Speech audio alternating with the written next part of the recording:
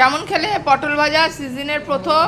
Classic classic, অপূর্ব, মানে অমৃতের মতো লাগলো। যে সেন্ট, ওই যে পটলের একটা সেন্ট হয় না, পটল ভাজাতে ওই সেন্টটা আমার কাছে মানে মানে কি বলবো। তাও এখনকার পটল ভাজাগুলোতে মাংস হয়নি, যার জন্য একটু কিরম দড়ি দড়ি হয়ে গেছে।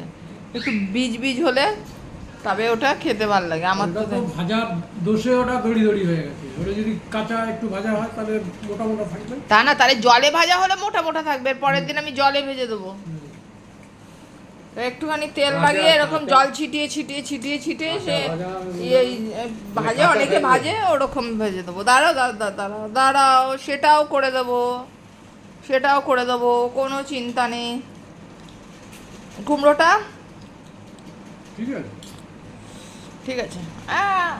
খুব একটা ভালো হয়নি, তাই তো? না ভালো হয়েছে। এতে দুটো ইয়ে দিয়ে মাছের মাথা করে একটু টেস্টটা একটু বেড়ে যাবে। আজকে শনিবার, মাছের মাথা সামনে রেখে খাও ছবি, এই হলো ব্যাপার।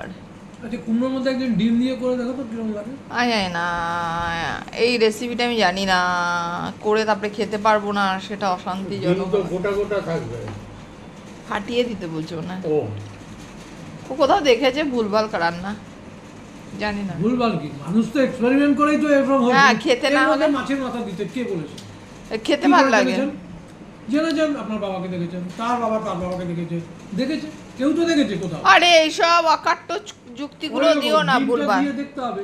আমরা আচ্ছা, সেই রান্নাটা তুমি করবে, হ্যাঁ, সেই নেক্সট ব্যাস। জেনারেশন বলবে আইসা আমার বাবা করে গেছিল ডিম দিয়ে, হেভি খেতে, কি বাজে খেতে হবে না? আচ্ছা, সেটা তুমি করবে, কবে করবে? কালকে, কালকে রবিবারে ঝামেলা নিও না, সোমবারে তাহলে তুমি ডিম দিয়ে করে এই দিচ্ছ। কুকের অনেক অন্য কাজ আছে। তাহলে এই সে তো শুধু রান্না করার কাজ আমার নয়। আরে শুধু রান্না কি রেগুলার করছো নাকি? এই যে নতুন একটা আইটেম তুমি ইনভেন্ট করবে, তো ইনভেন্ট যখন করবে তাহলে সেটা করতে হবে তো হ্যাঁ। তোমার। তুমি পরবর্তী জেনারেশন তাহলে তো বলবে দেখতে আমার হবে বাবা কি? করেছে। ওটা দেখতে হবে, সময় বার করতে হবে আমাকে। তোমার অনেক সময় আছে ভাই, তোমার অনেক সময় আছে, শোনাবো না আমার। উপরে দোতলায় গেলাম ওই টিফিন করে,